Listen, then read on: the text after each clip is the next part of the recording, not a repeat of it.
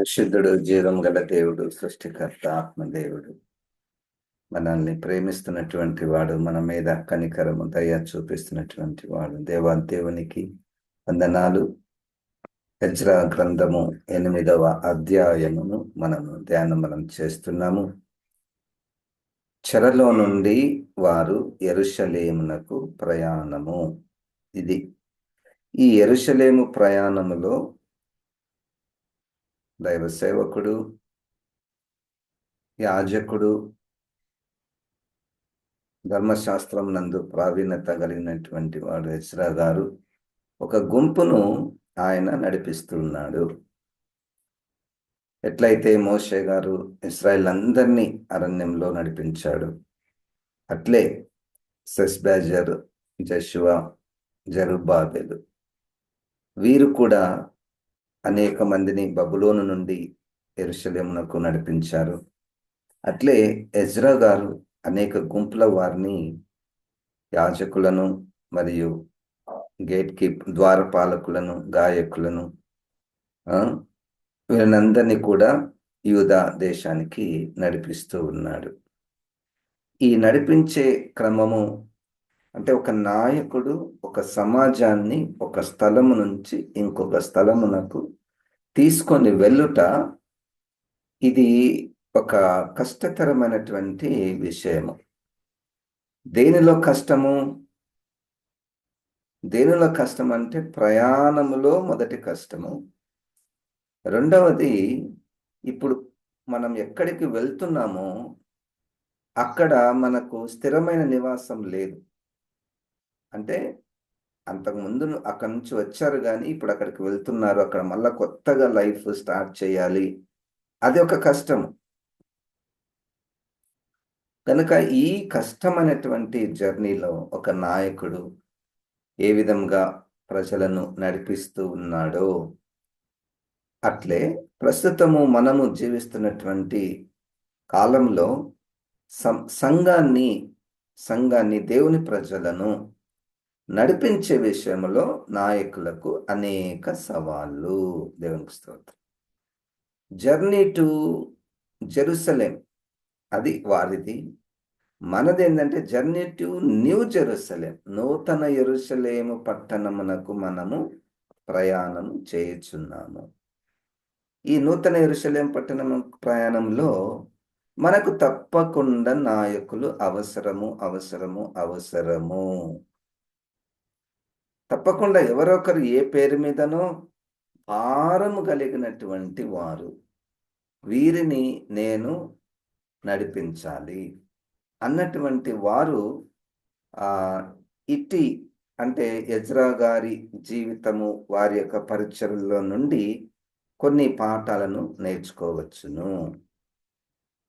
ఆయన ఏ విధంగా ఆయన తన జర్నీని ఇతర ప్రజలతో కొనసాగించాడో మనం అక్కడ కొన్ని విషయాలను మనం గమనిద్దామండి.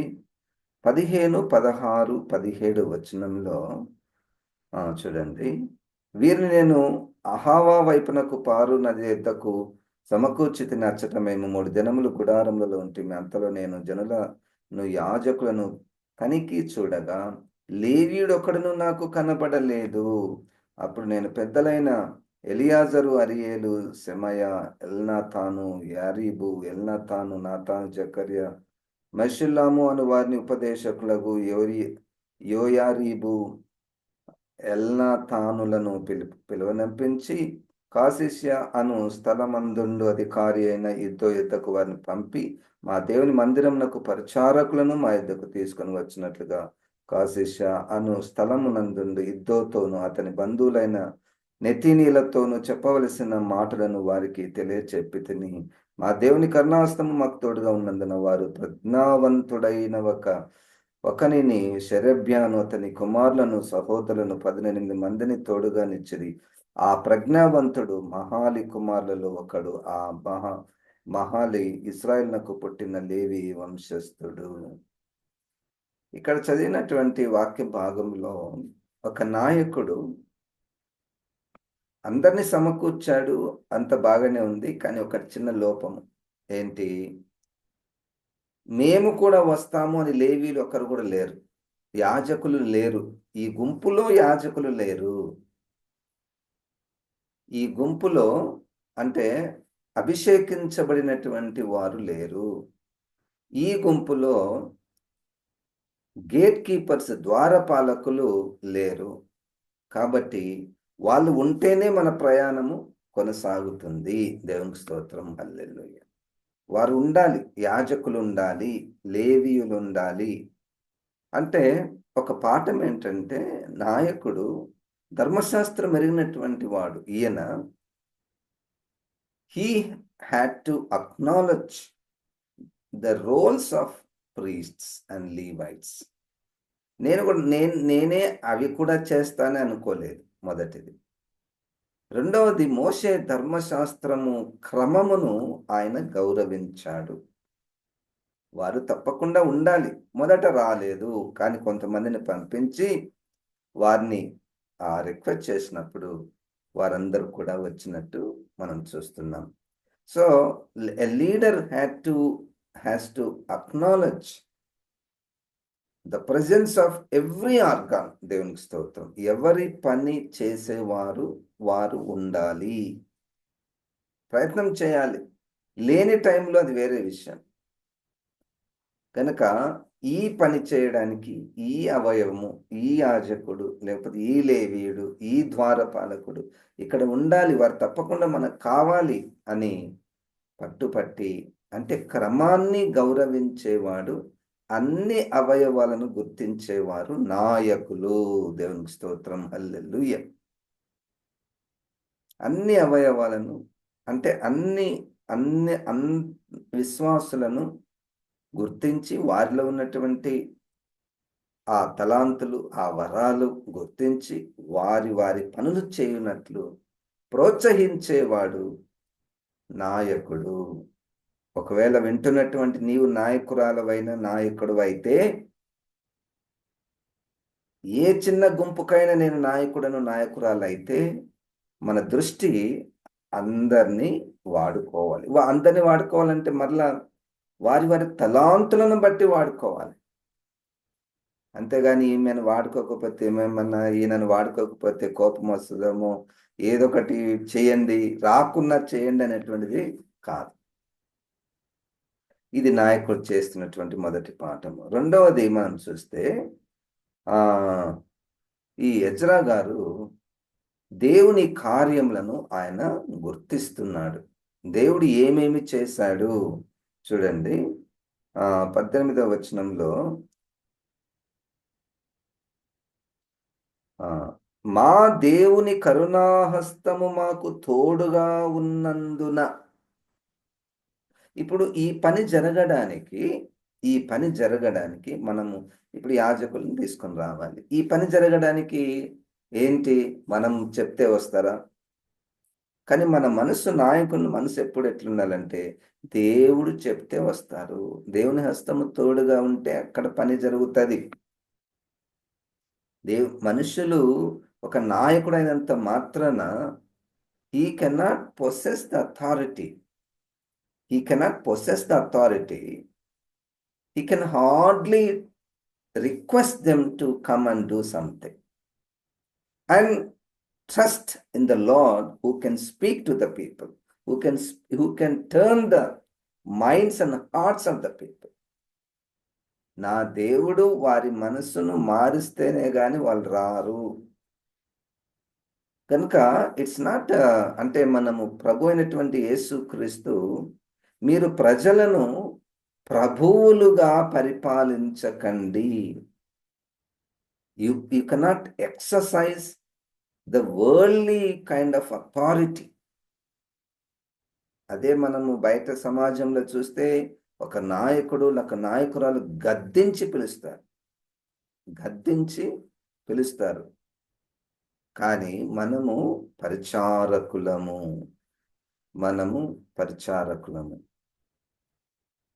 ఒక మంచి పాఠమేమో ఈ మధ్యకాలంలో మేము నేర్చుకున్నాము. మనమెవరము, సైనికులము అనేటువంటి మంచి పాట. If I have that, I would like to sing that. మనము ఎటువంటి మనమెవరం సైనికులం, మరియవరం పరిచారకులం, మరియవరం పరిచారకులం అని మనం ఎవరము అంటే మనం సైనికులము, ఒకవైపు సైనికులము, మరి ఎవరము మనము పరిచారకులం. ఇది ఎక్కడి నుండి వచ్చింది? కడుగను దాసుల పాదములు, పోసెను ఉదకము పల్లెములు. యేసు ప్రభు దాసుల యొక్క పాదములను కడగడానికి పల్లెములో ఉదకమును పోసాడంట. కడుగను దోషుల పాపములు, కార్చెను రుధిరము కలువరిలో. దోషుల యొక్క పాపమును కడగడానికి ఆయన కలువరిలో రక్తమును కార్చాడు. మనమెవరము?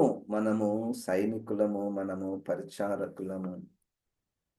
దేవుని హస్తము యందు నమ్మిక ఉంచుట. 19వ వచనంలో ఆ కార్యం జరిగింది. ఆయన ఏదైతే కోరుకున్నాడో ఆ కార్యం జరిగింది. 20వ వచనంలో కూడా వారందరూ కూడా వచ్చారనమాట. దేవుని హస్తం తోడుగా ఉన్నందున యాజకులు వచ్చారు, ద్వారపాలకులు వచ్చారు. అక్కడ ఎవరెవరు కావలసినదో వారందరూ కూడా రావడము జరిగింది. 21 నుంచి 23వ వచనం వరకు. అప్పుడు దేవుని సన్నిధిని మమ్మును మేము దుఃఖపరుచుకొని మాకును మా చిన్నవారికిని మా ఆస్తికిని శుభ ప్రయాణము కలుగునట్లుగా ఆయనను వేడుకొనుటకు అహావా నది దగ్గర ఉపవాసముండుడని ప్రకటించి తిని, మేలు కలుగు చేయుటకై ఆయన ఆశ్రయించు వారికి అందరికీ మా దేవుని హస్తము తోడుగా ఉండును గాని ఆయన హస్తమును ఆయన ఉగ్రతయు ఆయనను విసర్జించు వారికి అందరి మీదకి వచ్చినని మేము రాజుతో చెప్పి ఉంటిమి గనుక మార్గమందున శత్రువుల విషయమై మాకు సహాయం చేయనట్లు కాల్బలమును రౌతులను రాజునొద్ద కావాలని మనవి చేయుటకు సిగ్గుగా నాకు తోచను. Prioritize prayer. Prioritize the mission with the fasting prayer. Prioritize the projects with the fasting prayer. దేవునికి స్తోత్రం. హల్లెలూయా. ఈ మధ్య కాలంలో మేము ఒక చిన్న కార్యక్రమము, అంటే ఆత్మీయ కార్యక్రమం చేయాలనుకున్నాం. ఒక యవ్వనస్తుడు వెంటనే ఏమన్నాడంటే, పాస్టర్ గారు మనం ఉపవాసం ఉండి ప్రార్థన చేద్దామన్నాడు. నాకు అది చాలా చాలా చాలా నచ్చినటువంటి మాట. ఒక పని మేము ప్రారంభించబోతున్నాము, దానికంటే ముందు ఇక్కడ ఉపవాసం ఉండి ప్రార్థన చేశారు. అప్పుడు దేవుని సన్నిధిని మమ్మల్ని మేము దుఃఖపరుచుకొని మాకును మా చిన్న వారికి మా ఆస్తికి శుభప్రాయం కలుగునట్లుగా ఆయనను వేడుకొనుటకు అహావా నది దగ్గర ఉపవాసముండుడని ప్రకటించి తిని. ఉపవాసం, అందరూ కలిసి ఉపవాసము ప్రార్థన. దేనికి ఉపవాస ప్రార్థన? ట్రెడిషన్కి కాదు.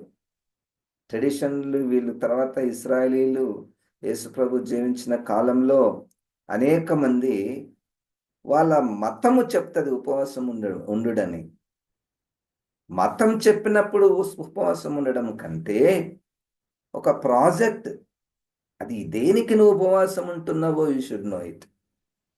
దేనికి ఒక నీ ఒక శోధనలు జయించడానికి ఉపవాసం ఉండొచ్చు, లేదా ఎవరి కొరకైనా బాగా లేకపోతే వారి కొరకు ఉపవాసం ఉండొచ్చు, లేదా సంఘంలో ఏదైనా అవసరం ఉంటే దాని కొరకు ఉపవాసం ఉండొచ్చు కదండి.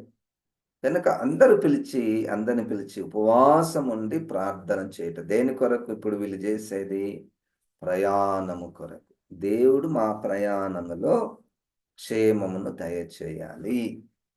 ఇప్పుడు మన క్రైస్తవ సంఘం అంతా ప్రయాణంలో ఉంది కదా. ఈ ప్రయాణంలో ఉన్నటువంటి దేని కొరకు? ఉపవాసం ఉండి ప్రార్థన చేయాలి. దేవుని హస్తము తోడుగా ఉండునట్లు ఉపవాసం ఉండి ప్రార్థన చేయాలి. రెండవది, ఆ ప్రార్థన చేశారు. ఏం చేశారు? దేవా, మేము ప్రయాణంలో ఉంటాం, నువ్వు మాకు తోడుగా ఉండాలని చెప్పి ప్రార్థనలో మళ్ళా రాజు దగ్గరకు పోయి మాకు భయం భయం అవుతుంది, మీరు ఎవరినన్నా మాతో పాటు సైనికులను పంపించండి అని అడగలేదు ఎజ్రా గారు. చాలా గట్టిగా నిలబడ్డాడు.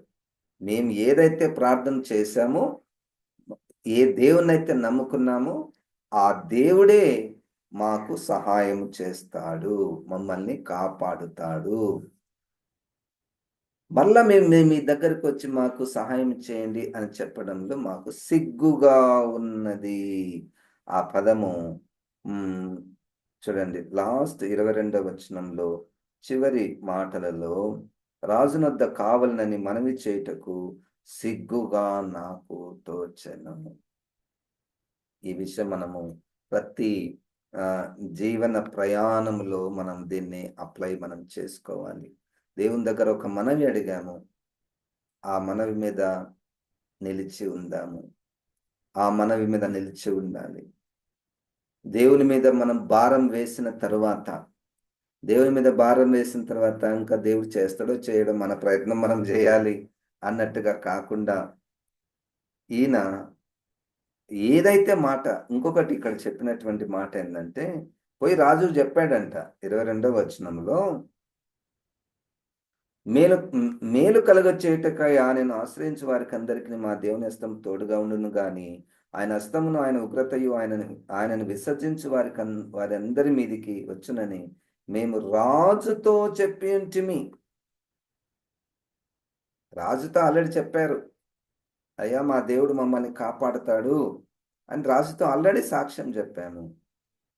ఇక మేము మరలా మాకు మీరు ప్రొటెక్షన్ ఇవ్వండి అని మేము చెప్పటానికి మాకు సిగ్గుగా అనిపించింది.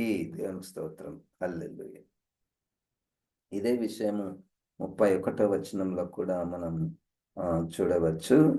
మేము మొదటి నెల 12వ దినమందు యెరూషలేమునకు వచ్చుటక యెహోవా నది నుండి బయలుదేరగా మా దేవుని హస్తము మాకు తోడుగా నుండి శత్రువుల చేతుల నుండి, మార్గమందు పొంచి ఉన్న వారి చేతుల నుండి మమ్మును తప్పించినందున, దేవునికి స్తోత్రం, తప్పించేశాడు. ఈజ్ ట్రస్ట్ వర్ది, నమ్ముకొనదగిన దేవుడు. ఇక్కడ మనము we pray for many things, right? మనం చాలా వాటి కొరకు మనం ప్రార్థన చేస్తుంటాము. ప్రార్థన అంటే మన చింతను ఆయన మీద వేయడం. అదే యేసుక్రీస్తు చెప్పినటువంటి మాటలు, నేను మిమ్మును గూర్చి చింతించుచున్నాను గనుక మీ చింత యావత్తు నా మీద వేయండి. ఇక ఆయన మీద వేసిన తర్వాత మళ్ళా దాన్ని తీసి ఇంకొకరి మీద వేయడము, అది సరైనటువంటిది కాదు.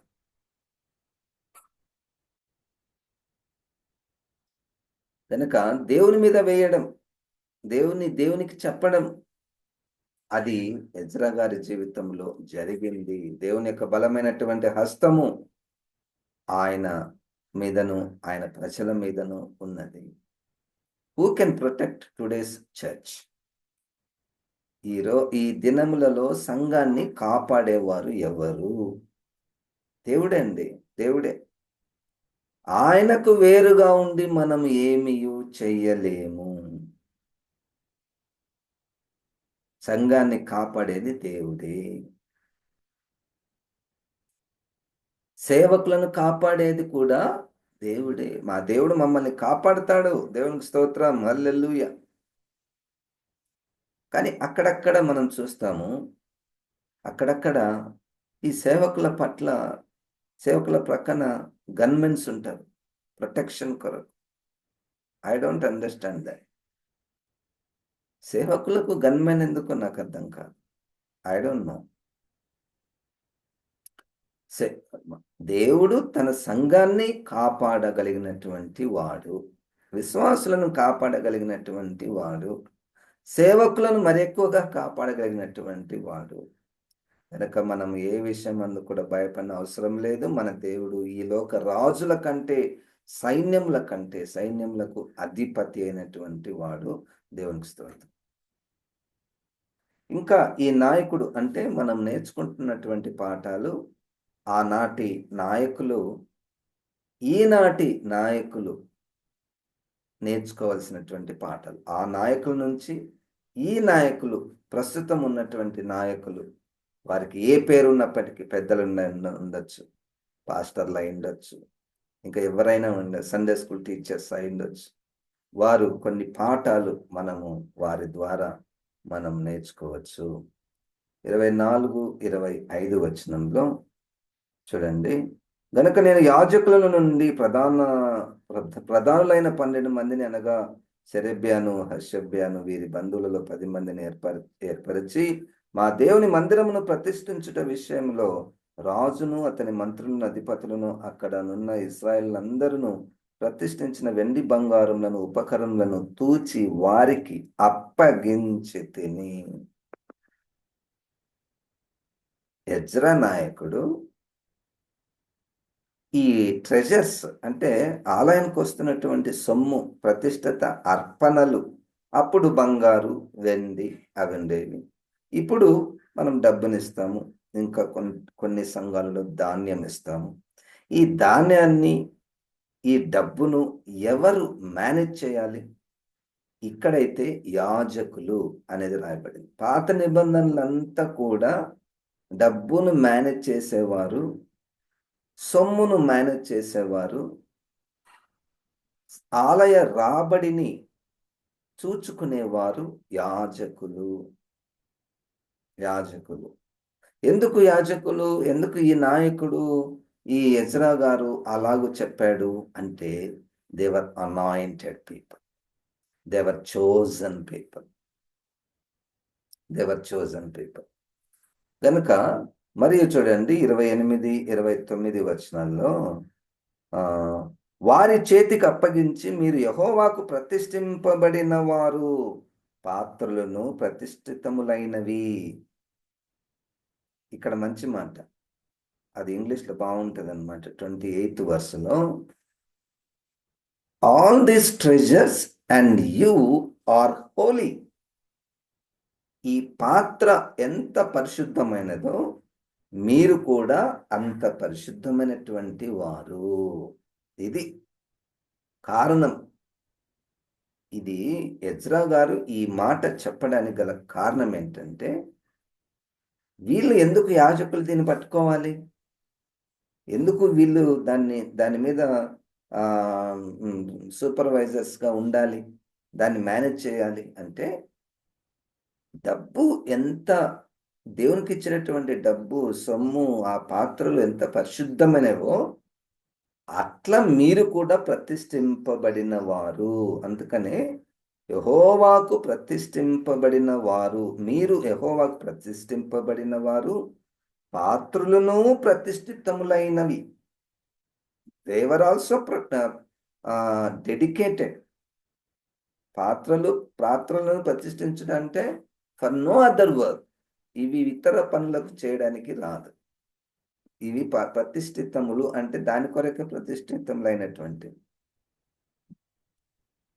ఈ వెండి బంగారములను మీ పితరుల దేవుడైన యెహోవాకు స్వేచ్ఛార్పణలై ఉన్నవి కాబట్టి మీరు యెరూషలేములో యెహోవా మందిరపు ఖజానా గదులలో యాజకుల యొక్కయు, లేవీల యొక్కయు, ఇశ్రాయేలు పెద్దల యొక్కయు, ప్రధానులైన వారి ఎదుట వాటిని తూచి అప్పగించు వరకు వాటిని భద్రంగా ఉంచుడని వారితో చెప్పి తిని. మరలా ఈ గుంపు, ఎజ్రా గారి దగ్గర ఉన్నటువంటి ఒక గుంపు ఉంది.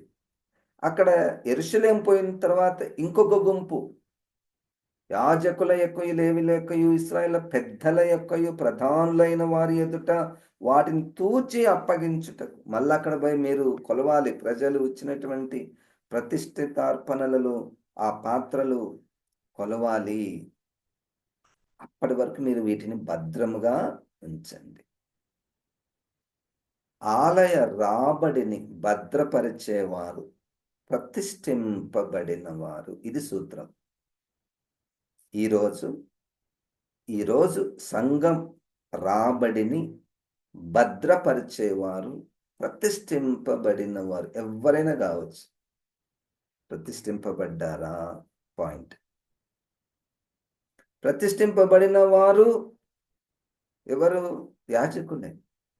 అందుకనే వాళ్ళు వచ్చేంత వరకు ఎజ్రా గారు ప్రయాణం కొనసాగలేదు. యాజకులు కావాలయ్యా, ఇప్పుడు మనకు అవసరం వాళ్ళు లేకపోతే ఎట్లా? గనుక ప్రతిష్ఠింపబడిన వాటిని భద్రము చేయగలరు.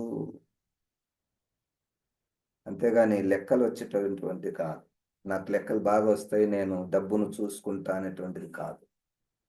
అది కూడా మంచిదే, కానీ ప్రతిష్ఠింపబడినటువంటి వారు. 34వ వచనంలో కూడా చూడండి, యాజకులారా మీరు ఎట్లుండాలి తెలుసా అండి? మీరు సంఖ్య చొప్పునను ఎత్తు చొప్పునను అన్నిటినీ సరిచూచిన తర్వాత వాటి ఎత్తు ఎంతైనది లెక్కలలో వ్రాసిరి.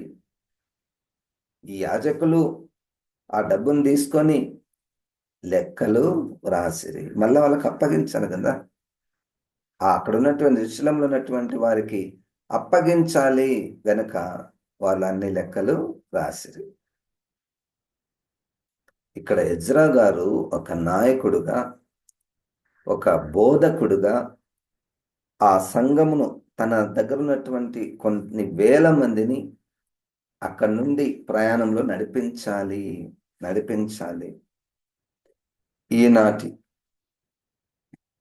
ఈనాటి నాయకులు కూడా ఒక క్రమాన్ని పాటించాలి. క్రమము, పరిశుద్ధాత్మ దేవుడు సంఘానికి ఇచ్చినటువంటి క్రొత్త నిబంధన క్రమాన్ని అనుసరించాలి. దేవుని హస్తము తోడుగా, దేవుని మీద ఆధారపడుట. For all projects, for all programs ఉపవాస ప్రార్థన. అందరూ ఉపవాస ప్రార్థన. కొంతమంది ఆరోగ్యం సహకరించకపోవచ్చు, ఎక్సెప్షనల్ కేసెస్ ఉన్నాయి. బట్ నాయకుని మైండ్ ఎట్లుండాలంటే ఉపవాస ప్రార్థన.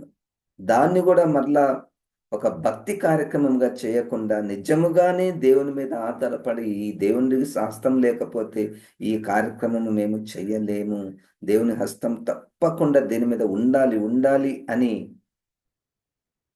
గుర్తించి ఉపవాస ప్రార్థన చేయుట. ఇదేం ప్రోగ్రాం, బాగా మన కాడ డబ్బు ఉంది, తెలివి ఉంది, జ్ఞానం ఉంది, మంచిగా పాటలు పాడేవారు ఉన్నారు, వాక్యం చెప్పేవారు ఉన్నారు, ఇంకెందుకు ఉపవాస ప్రార్థన అని అనపడుతుంది కదా. సాధారణంగా అట్లనే అనపడుతుంది. I don't think that many of our fellowships prioritize fasting prayer before their programs. God is speaking to me. నేను ఒక నాయకుడిగా ఉన్నాను, నాతో దేవుడు మాట్లాడుతున్నాడు. మరి నువ్వు కూడా కొన్ని కార్యక్రమాలు చేస్తున్నావు కదా, దానికి నువ్వు ఉపవాస ప్రార్థన చేయాలి. ఎందుకు చేయాలి? దేవుని హస్తం తోడుగా ఉంటేనే పనులైతాయి. దేవుని హస్తం తోడుగా ఉంటేనే ఆ యెరూషలేమునకు పోతావు, నూతన యెరూషలేమునకు పోతావు. దేవునికి హస్తం తోడుగా ఉంటేనే ఈ సంఘంలో ఉన్నటువంటి అవయవాలు సహకరిస్తాయి. యాజకులు వచ్చినట్టు సంఘంలో ఉన్నటువంటి అవయవాలు సహకరిస్తాయి. దేవుని హస్తం తోడుగా ఉంటే మన సాక్ష్యాన్ని మనము కోల్పోం. మనము ప్రార్థనలో దేవుడు ఐశ్వర్యవంతుడు, దేవుడు మాకు సహాయం చేస్తాడు అన్ని చెప్పి పోయి, అయ్యా మాకు ఆలయం కట్టుకుంటున్నాం, ఏదైనా కొంచెం డబ్బులు ఇవ్వండి అని అడిగితే ఎట్టుంటుంది? చాలా దగ్గరలో నాకు తెలుసు, కొన్ని they build church like anything. చర్చిని వాళ్ళు చాలా ఏం టెన్షన్ పడకుండా కట్టేస్తారు. ఎట్లా కడతారంటే, వీళ్ళందరూ గుంపు పోయి ఆ ఎమ్మెల్యే గారినో లేకపోతే ఆ రాజకీయ నాయకులను, సార్ మాకు కొంచెం హెల్ప్ చేయండి, మేము ఇట్లా కట్టుకుంటున్నాము. But our faith is something different కదండి. మన విశ్వాసం ఎట్లుంది? దేవా, మా ఆధారం నువ్వే, మాకే నువ్వు సహాయం చేయవాడవు అని మనం ఎంత గట్టిగా నమ్ముతాము. దేవుడు సహాయం చేయలేడా? మనం ఉన్నంత వరకే కట్టుకుందాము. ఉన్నంత వరకే కట్టుకుందాము. అంతేగాని ఇతరుల దగ్గరికి వెళ్ళి సిమెంట్ ఇవ్వండి, రాళ్ళు ఇవ్వండి, ఇంకొకటి ఇవ్వండి, వాళ్ళంతకు వాళ్ళే ఒక ప్రొవిజన్ కల్పిస్తే అది వేరే విషయం. కోరేషరాజు, దర్యావేషరాజు, వాళ్ళంతకు వాళ్ళు దేవుడు మమ్మల్ని ప్రేరేపిస్తున్నాడయ్యా మీకు సహాయం చేయాలని మేము ఇస్తున్నామంటే తీసుకోండి. అంతేగాని పోయి ఇల్లు అడుక్కోవడము నో. ఇదేందంటే మనం సాక్ష్యం పోయేట సిగ్గు కనపడుతుంది. సాక్ష్యం పోయేటటువంటి పనులు ఇవన్నీ. ఒకవైపు ఏమో మా దేవుడు నిజమైన దేవుడు, మా దేవుడు రక్షకుడు అని మనం ప్రకటిస్తున్నాము. మా దేవుడు కార్యాలు చేస్తున్నాడని మనం గట్టిగా ప్రకటిస్తున్నాము. వైపు పోయి ఈ మనుషుల మీద ఎక్కువగా ఆధారపడుచున్నాము. అది దేవునికి అవమానము. డబ్బు విషయంలో ప్రతిష్ఠింపబడిన వారు దాన్ని హ్యాండిల్ చేయాలి. ప్రతిష్ఠింపబడిన వారు దాన్ని హ్యాండిల్ చేయాలి. డబ్బు విషయంలో హూ ఇస్ ద ట్రెజరర్? ఖజానాదారుడు ఎవరు? మన సంఘంలో ప్రతిష్ఠింపబడిన వారు. ధనవంతులు కాదు, బలవంతులు కానే కాదు. అట్టి వారి చేతిలో పడిందనుకోండి, సంఘము పాడైపోతుంది. ఇప్పటికే సంఘము కొన్ని దగ్గరలలో చాలా తీవ్ర స్థాయికి వెళ్ళిపోయింది డబ్బు విషయంలో. గొప్ప గొప్ప దైవజనులు ప్రారంభించినటువంటి మంచి సంఘాలను ఈ డబ్బు విషయంలో, ఆస్తి విషయంలో వారు ఇతర చేతుల్లోకి వెళ్ళడం ద్వారా సాక్ష్యమంతా పోయి బయట సమాజంలో కోర్టుల దగ్గర తల ఉంచుకొని నిలబడే పరిస్థితి ఏర్పడింది. ప్రారంభము నుండే ఇక ఇంత దూరం వచ్చిన తర్వాత దాన్ని బాగు చేయడం ఐ డోంట్ థింక్ అది ఎట్లా చాలా కష్టతరం. ప్రారంభము నుండి ఈ క్రమాన్ని గట్టిగా పట్టుకునేటటువంటి నాయకులు కావాలి. వినగుడు మొండోలు ఉండాలి నాయకులు. ఎవరైనా ట్రెజరర్లు నువ్వు ప్రతిష్ఠించబడ్డావా? పవిత్రుడవా? అసలు సంఘం అంటే నీకు తెలుసా? సంఘం పవిత్రత అంటే నీకు తెలుసా? సంఘం ఎక్కడి నుండి ఎక్కడికి పోతుందో తెలుసా? ఇవి గమనించాలి. గమనించి వారికి అప్పగించాలి. నువ్వు యాజకులారు, మీరు అభిషేకించబడిన వారు, ప్రతిష్ఠింపబడిన వారు, మీరు దానికి ఉండాలి. కానీ మేమెట్లా ఉంటాం? వారు నిజంగానే రాలేదు ప్రారంభంలో. ఎవరు కూడా మేము వస్తామని అనలేదు. వస్తారంటే లేకపోతే లేదు, మేమే చేసుకుంటామని లేదు ఇక్కడ. No no no. మోషే గారు నియమించినటువంటి ధర్మశాస్త్ర క్రమము ఒకటి ఉన్నది. దాని ప్రకారం మీరు రావాలి. పాత నిబంధన, క్రొత్త నిబంధనలో కూడా ఆది సంఘము విశ్వాసులు వారి ఆస్తులను అమ్మి అపోస్తుల పాదముల యొద్ద పెట్టిరి. సరే, ఇప్పుడైతే అమ్మడం లేదు. కానీ ప్రతిష్ఠింపబడిన వారు ఉండాలి, అభిషేకించబడిన వారు ఉండాలి.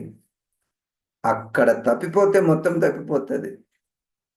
ఎందుకంటే ధనాపేక్ష సమస్తమైన కీడులకు మూలము.